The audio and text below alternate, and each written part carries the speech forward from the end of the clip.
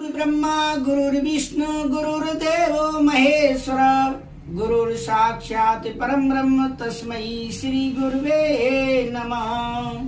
अस्मत् गुरुभ्यो नमः, अस्मत् परम गुरुभ्यो नमः, अस्मत् सर्व गुरुभ्यो नमः। श्री राधा कृष्णाभ्यां नमः, श्रीमती रामानुजाय नमः।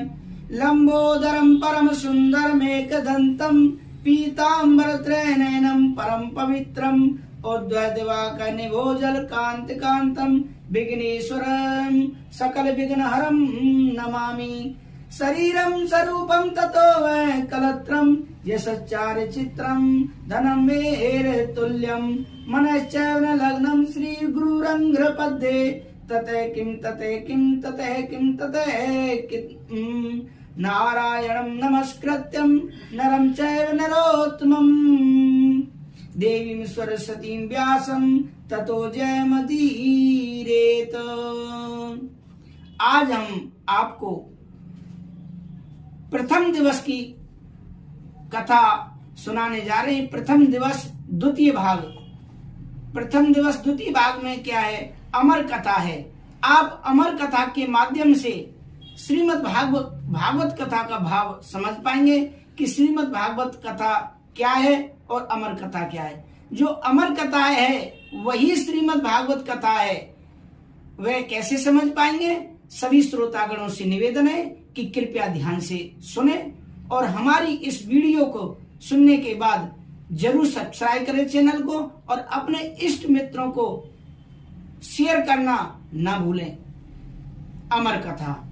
जब श्री राधा जी गोलोक लोक पर चलने लगे तो गोलोक के श्री राधा जी का लीला पक्षी श्री सुखदेव जी ने भी साथ चलने को कहा, तो वही राधा जी के इस आज्ञा से भगवान की अमर कथा रूपी भागवत कथा के प्रचार करने के लिए गोलोक के लीला पक्षी श्री सुखदेव जी एक सुग्गी के गर्भ के अंडे के रूप में प्रकट होकर अमरनाथ में प्रकट हुए।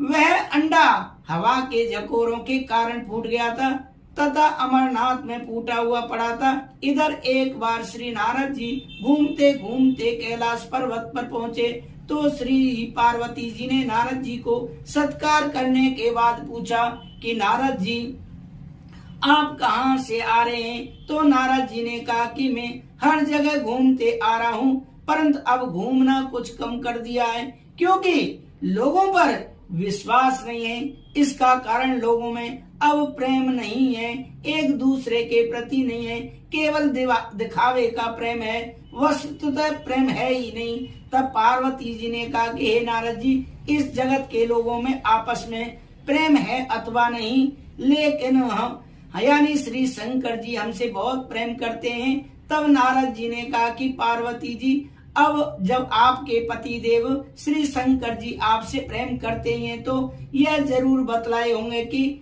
श्री शंकर जी जो अपने गले में माला पहनते हैं वह कैसी है और किसकी माला है। तब पार्वती जी ने कहा कि हे नारद जी, यह माला पहनने का रहस्य तो अब तक नहीं बतलाए। तब नारद जी ने कहा कि फिर आपके प्रति आपसे झूठा या दिखावे का प्रेम करते हैं, वस्तुतः प्रेम नहीं करते। इतना कह कर नारद जी वहां से चल दिए। इधर वहीं एक बार पार्वती जी ने भोलेनाथ से अनुरोध किया कि कृपया यह बताएं कि आपके गले में ये माला किसकी है तथा यह भी वर दें कि यह स्वामी मुझे आपसे वियोग नहीं और वियोग नहीं हमेशा आत्मज्ञान बना रहे, इसका कोई उपाय बताएं। आगे श्री शंकर जी ने कहा कि इस आत्मज्ञान को मैं समय से ही बतलाऊंगा, परंतु श्री नारद जी द्वारा जो भेद वचन है उन भेद वचनों के समाधान को करते हुए शंकर जी ने कहा कि हे पार्वती, यह हमारे गले में जो मुंडों की माला है वह मुंड माला तुम्हारे ही मुंडों की है, जिनको मैंने तुम्हारे बार बार मरने पर तुम्हारी यादगारी में माला के रूप में धारण किया है, क्योंकि मैं तुमसे अति प्रेम करता हूँ। तब नारद जी ने कहा कि मैं बार बार मर जाती हूँ और आपकी मृत्यु होती ही नहीं, इसका क्या कारण है? तब श्री शंकर जी ने कहा कि हे पार्वती, मैंने अमर कथा सुनी है जिससे मैं अमर हूँ। यह घटना सुनकर माता पार्वती जी ने अमर कथा सुनने के लिए शंकर जी से प्रार्थना की कि तब शंकर जी ने कहा कि हे पार्वती, इस समय तुम में अमर कथा सुनने का पूर्ण लक्षण नहीं देख पा रहा हूँ। शंकर जी माता पार्वती जी से बोले कि हम आपको कथा तो जरूर सुनाएं, मगर आपसे डर लगता है कि कथा से आपको संदेह बहुत होता है। पिछली बार अगस्त जी के पास हम और आप कथा सुनने गए थे, उस समय आप महाराज प्रजापति दक्ष की बेटी सती थी। आपको भगवान पर बड़ा संदेह हो गया था कि यह कैसे भगवान है जो अपनी पत्नी के पीछे पीछे भागे फिर रहे हैं कि सीता कहाँ है, सीता कहाँ है। आपको संदेह हुआ, जिसके कारण आपका शरीर नष्ट हो गया। संशय आत्मा विनश्यति, संशय आत्मा विनश्यति। यदि आपके अंदर संशय है, आपको ईश्वर को लेकर कोई संशय है, तो जल्दी निवारण कर लीजिए, नहीं तो वह संशय कहीं आपका नाश न कर दे। माता पार्वती के अंदर भी संदेह था, यह कैसे राम है जो अपनी पत्नी के बारे में पूछ रहे हैं। क्या कैसे पूछ रहे हैं जंगल जंगल में?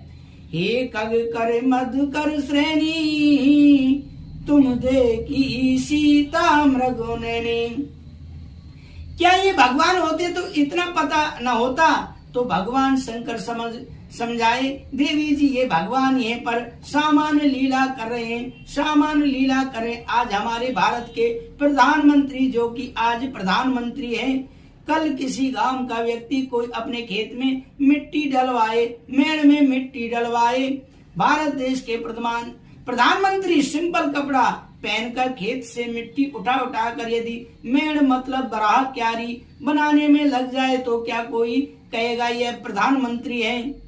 लोग कहेंगे कि हम सकल हो सकते हैं। अरे देश का प्रधानमंत्री खेत में मिट्टी थोड़ा ही डालेगा। आप ही विचार करिए, यदि प्रधानमंत्री जी सत्य अपना रूप बदल कर जाएं और मिट्टी खेत में डालें और लाख लोग देखें तो उनको आंखों पर यकीन नहीं होगा। उसी प्रकार से जो परमात्मा वैकुंठनाथ हैं, आज वे सामान्य लीला कर रहे हैं, तो भला उन पर यकीन कौन करता है? माता सती का संदेह करना कोई गलत नहीं था, पर शंकर जी ने जब समझाया ये वही भगवान है, ये लीला कर रहे हैं, लीला पर सती नहीं मानी। पर माता सती इनकी परीक्षा लेने चली, उनका नॉलेज कितना है, ज्ञान कितना है, जानने चली गई। माता सती को लगा कि ये सीता की खोज कर रहे हैं, तो मुझे सीता बनकर जाना चाहिए। माता सती सीता बनकर गई, राम के पीछे सामने खड़ी हो गई, राम जी के सामने खड़ी हो गई। लक्ष्मण जी अवाक रह गए, कुछ बोले ही नहीं लक्ष्मण जी। पर सती जी जो माता पार्वती जी हैं, जो सीता बनकर खड़ी हैं, बोली हे नाथ, भाग कर रावण के पास से आ गई। राम जी ने प्रणाम किया, माँ प्रणाम। जंगल में अकेली खड़ी हो भगवान राम, आप अकेली खड़ी हो, भगवान शंकर कहाँ हैं, शंकर जी कहाँ हैं? जब यह पूछा, ये भगवान राम भी सामान्य व्यक्ति बनकर गए, तो माता जी सती उनकी पत्नी बनकर चली गई। जब रामचंद्र जी पहचान गए तो सती समझ गई कि ये भगवान ही हैं, ये लीला कर रहे। हमने शंकर जी की बात पर यकीन क्यों नहीं किया? इसीलिए मैं आपको ये सावधान करना चाहूंगा। हमसे बड़े लोग, माता पिता, गुरुजन लोग जो कहें, हमें उनकी बात पर विश्वास कर लेना चाहिए। गुरुजनों की बात पर सदा विश्वास के योग्य होती है, उन बातों पर कोई संदेह नहीं होता है। माता पिता कह रहे होते हैं और गुरु जी कह रहे होते हैं, माता पिता और गुरु की वाणी विनय विचार करे सो जानी। इसलिए इनकी बात अकाट्य है, काटने योग्य नहीं है। आप बिना संदेह के इन्हें स्वीकार करें। पर सती जी नहीं मानी, पर रामचंद्र जी ने भेद वचन जान लिया कि अब सती जी समझ गई कि भगवान है। किसी ने रामचंद्र जी से कहा कि प्रभु ये सीता बनकर खड़ी थी, आपने पहचान कैसे लिया? भगवान रामचंद्र जी ने कहा कि मेरी सीता मैं अच्छे से जानता हूँ, मेरी सीता हमेशा अपने पति के पीछे खड़ी होती है, ये आगे खड़ी है। आगे जो मेरी आगे तो मेरी माँ ही खड़ी हो सकती है, मेरी सीता कभी खड़ी नहीं हो सकती। आप स्वभाव आप किसी दूसरे की शक्ल बना सकते हैं, आप प्लास्टिक सर्जरी कराकर शक्ल तो बना सकते हैं, पर स्वभाव कहाँ से लाएंगे? शक्ल बदली जा सकती है पर स्वभाव नहीं बदला जा सकता। शंकर जी ने माता जी से कहा, देवी अब आप मेरी माँ का रूप बना चुकी हैं, मैं आपको पत्नी के रूप में कैसे स्वीकार करूं? वही माता सती अपने पिता प्रजापति दक्ष के यज्ञ में जलकर भस्म हो गई। वही सती आज पर पार्वती बनकर बैठी हैं और पार्वती जी आज फिर कह रही हैं कि आज अमर कथा सुनाओ। शंकर जी डर गए, ना आप कथा कम सुनती हैं और संदेह ज्यादा करती हैं, हम तुम्हें नहीं सुनाएंगे। पार्वती जी ने हाथ जोड़कर कहा कि भोलेनाथ जब संदेह था लेकिन अब श्रद्धा है। भगवान शंकर जी से माता पार्वती जी के आग्रह करने पर कहा, मैं अवश्य अमर कथा सुनाऊंगा, यानी आज आपको अति गोपनीय कथा सुना रहा हूँ, उसको सुनकर तुम भी अमर हो सकती हो। इसीलिए आप जरा बाहर देख कर आइए, कहीं कोई तो है तो नहीं। माता पार्वती जी ने बाहर आकर चारों तरफ अच्छी तरह देखा तो वहाँ एक सुख सावक की बिलकित अंडे के सिवा कुछ भी नहीं था। उन्होंने श्री शंकर जी से कहा कि बाहर कोई नहीं है। तब शंकर जी ने ध्यानस्थ मुद्रा में अमर कथा का अमृत प्रवाह शुरू कर दिया। बीच बीच में माता पार्वती जी हुंकारी भरती रहीं। दसम स्कंद की समाप्ति पर वे निद्राग्रस्त हो गईं एवं 12वें स्कंद पर उनको नींद आ गई।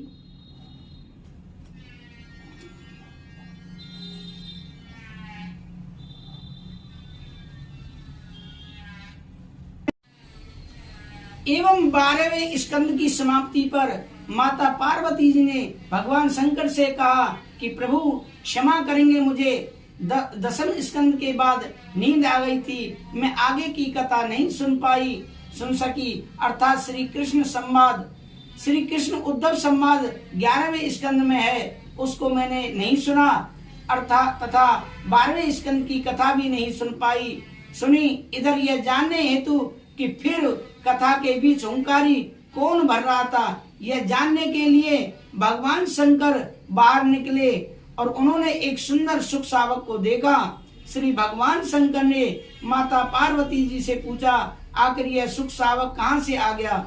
माता पार्वती जी ने विनीत वाणी में कहा कि यह तो बिलकित अंडे के रूप में पड़ा था, श्री भागवत कथा रूपी अमृत पान करके यह जीवित हो गया। बिलकित रूप में पड़ा था और जीवित हो गया। इस प्रकार अमर कथा की गोपनीयता भंग होने से भगवान शंकर सुख सावक को पकड़ने के लिए झपटे। सुख सावक उड़ गया और उड़ते उड़ते भैंसे श्री भद्रका आश्रम के निकट स्थित वेद व्यास जी के आश्रम पर वेद व्यास जी की पत्नी पिंगला के मुख में प्रवेश कर गया। उस समय श्री वेद व्यास जी की पत्नी पिंगला मासिक धर्म से निवृत्त होकर स्नान कर रही थी और उन्हें उस समय जमाई आई और सुख सावक मतलब कि जो तोता श्री वेद व्यास जी की पत्नी पिंगला के गर्भ में प्रविष्ट हो गया। भगवान शंकर ने वेद व्यास जी से कहा कि आपके यहाँ पर मेरे यहाँ से एक चोर चोरी करने आया हुआ है। श्री वेद व्यास जी बोले कि महाराज आपके पास चोरी करने के लायक है ही क्या? वेद व्यास जी की इस बात को सुनकर भगवान शंकर को बड़ा गुस्सा आया। जब गुस्सा में दिखाई दिए तो पुनः वेद व्यास जी हंसकर बोले कि महाराज आप तो इतने भोले हैं कि आप बिना मांगे ही दे देते हैं। उस सुख सावक को आपके यहाँ से चोरी करने की क्या जरूरत पड़ गई? भगवान शंकर बोले कि उसने मेरी अमर कथा को सुना है। श्री वेद व्यास जी महाराज बोले, महाराज आप तो वास्तव में ही बोले, अगर उसने आपकी अमर कथा को सुना है तो वह अमर हो गया और अमर हो गया। आप मार देंगे तो फिर आपकी जो अमर कथा वह झूठी हो जाएगी। फिर भगवान शंकर को श्री वेद व्यास जी द्वारा सांत्वना प्राप्त कर वापिस अपने आश्रम पर लौट गए। इधर श्री सुखदेव जी 12 वर्षों तक पिंगला के गर्भ में रहे। तब वेद व्यास जी की पत्नी पिंगला जी के पेट में पीड़ा होने लगी तो श्री वेद व्यास जी बोले कि बेटा बाहर निकलो, पीड़ा, माँ को पीड़ा हो रही है। सुखदेव जी ने अपना भय बताया। उन्होंने गर्भ के भीतर से ही कहा कि उन्हें आने पर, बाहर आने पर माया लपेट लेगी, माया से ग्रसित होने का भय है। पिताजी बाहर मुझे माया लपेट लेगी। सुखदेव जी बोले यदि भगवान श्री शंकर, भगवान श्री कृष्ण आकर मुझे वचन दें कि माया नहीं लपेटेगी, आश्वासन मिले, तभी मैं बाहर आ सकता हूँ। वेद व्यास जी के अनुरोध से भगवान श्री कृष्ण ने सुखदेव जी को माया से ग्रसित नहीं होने का आश्वासन दिया।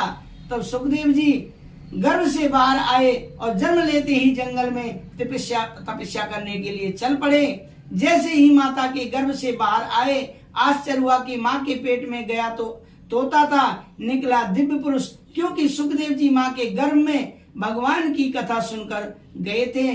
भगवान का चिंतन तोता करते करते करते करते 12 वर्ष तक माँ के गर्भ में अपने भगवान का चिंतन किया। भगवान का चिंतन करते करते स्वयं भगवान हो गए। वैसे ही हो जाएंगे आप। हाँ, आप जिसकी पूजा करते हैं, जिसका चिंतन करते हैं, आप वैसे ही हो जाते हैं। इसलिए सदा भगवान का चिंतन करना चाहिए।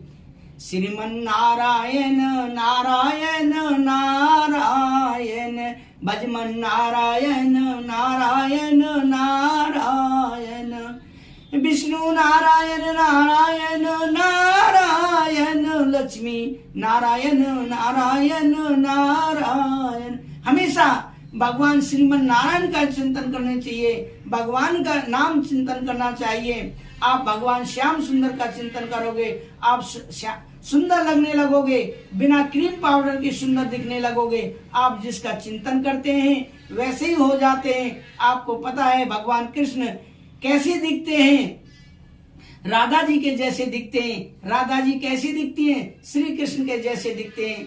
राधा रानी भगवान कृष्ण का चिंतन करते करते सांवली हो गई और भगवान कृष्ण राधा रानी का चिंतन करते करते गोरे हो गए। राधा कृष्ण जैसी लगती हैं और कृष्ण राधा जी जैसे लगते हैं। भगवान का अनन्य चिंतन करने से उनका स्वरूप प्राप्त हो जाता है। इसे ही तो हम सारूप मुक्ति बोलते हैं। सुखदेव जी अपने पिता श्री वेद व्यास जी के बुलाने पर भी नहीं आए, लेकिन श्री वेद व्यास जी के ब्रह्मचारी शिष्यों द्वारा गाए हुए श्रीमद् भागवत कथा के मंत्रों से अपनी समाधि को तोड़ दिया। क्या है वो श्लोक? वरा पीड़म नटवर वपो कर्ण्यो कर्णकारम, विभ्रद्वास कनक कपिसम, बैजंतीम चमालाम, रंध्रान वेणुधर सुधिया, पूर्यन गोप वृंदैर, वृंदारण्यम सुभद्रमणम, प्राव सदगीत कीर्ति। इस श्लोक को पूरा सुनकर श्री सुखदेव जी ने समाधि को तोड़ दिया। तथा दूसरा श्लोक, अहो वक्यम स्तन कालकूटम, जिज्ञांस्यापायदप्य साध्वी, लेवे गतिम दातृचिताम, ततो अन्यम कम वा दयालु शरणं व्रजेम। इस श्लोक को सुनकर वेदव्यास जी के शिष्यों के पीछे पीछे चल दिए। इस घटना का मुख्य कारण श्रीमद् भागवत कथा ही है। सुखदेव जी का ज्ञान प्राप्ति, सुखदेव जी की जो ज्ञान प्राप्ति कैसे हुई वह भी आप सुनिए। श्री वेद व्यास जी के पुत्र सुखदेव जी जन्म से ही संसार विरक्त थे, फिर भी उन्हें अपने इस ज्ञान के लिए उपदेश देने वाले गुरु की आवश्यकता थी। उनके पिताजी श्री वेद व्यास जी ने अंतिम उपदेश प्राप्त करने के लिए उन्हें राजा जनक के सानिध्य में जाने को निर्देश दिया। राजा जनक को सुखदेव के पहुंचने से पहले ही ज्ञात हो गया था कि सुखदेव जी उनसे अंतिम ज्ञान प्राप्त करने आ रहे हैं, आने वाले हैं। सुखदेव जाकर राजभवन के द्वार के बाहर उनके लिए एक आसन डाल दिया और उस आसन पर बैठ गए। किसी ने उनसे यह तक नहीं पूछा कि वे कहां से आए हैं और यहाँ किस काम के लिए आए हैं, किससे मिलना है। पर सुखदेव जी तो वीतरागी संत थे, अतः उन पर इस व्यवस्था का कोई प्रभाव नहीं पड़ा। उन्हें ना तो क्रोध आया, न ही किसी प्रकार की खुशी हुई। निर्विकार भाव से वहां बैठे रहे। 3 दिन तक इसी तरह बैठे बीत गए। तब एक मंत्री आकर उन्हें राजभवन में ले गए। 10 दिन तक उन्हें वे सभी सुविधाएं मिलती नहीं जो राजभवन में मिलनी चाहिए थी, लेकिन इसका उनके ऊपर कोई प्रभाव नहीं पड़ा। उनके स्वभाव में किसी प्रकार का कोई परिवर्तन नहीं हुआ। इसके बाद उन्हें लोग राजा जनक के दरबार में ले गए। संगीत की व्यवस्था करके उनका सम्मान किया गया। राजा जनक ने उन्हें दूध से लबालब भरा कटोरा दिया। इसके साथ ही वह निर्देश दिया कि इस कटोरे को लेकर राजभवन के 7 चक्कर लगाएं, पर यह ध्यान रहे कि कटोरे में से एक दूध की बूंद न छलके। सुखदेव जी ने निर्देश के अनुसार सभा भवन के 7 चक्कर लगाए और दूध की एक बूंद तक नहीं छलकने दी। कटोरा उन्होंने राजा जनक को सौंप दिया। राजा जनक ने प्रसन्न होकर कहा, वस्त तुम्हारी शिक्षा पूरी हो चुकी, तुम अपनी परीक्षा में उत्तीर्ण हुए। तुमने जो शिक्षा अपने पिता वेद व्यास जी से प्राप्त की, जो कुछ सीखा वह पर्याप्त है। तुमने अपनी इंद्रियों को जीत लिया है, मोह से तुम मुक्त हो, क्रोध तुमसे दूर रहता है और अहंकार का लेश तुम्हारे अंदर नहीं है। तुमने अनुकूल और प्रतिकूल परिस्थितियों में भी एकाग्रचित रहना सीख लिया है। क्षण भर मौन रहकर राज ऋषि ने कहा, बस वास्तव में कोई गुरु किसी को सिखाता नहीं, हम सबको स्वयं सीखना होता है। गुरु का काम तो केवल संकेत देना ही होता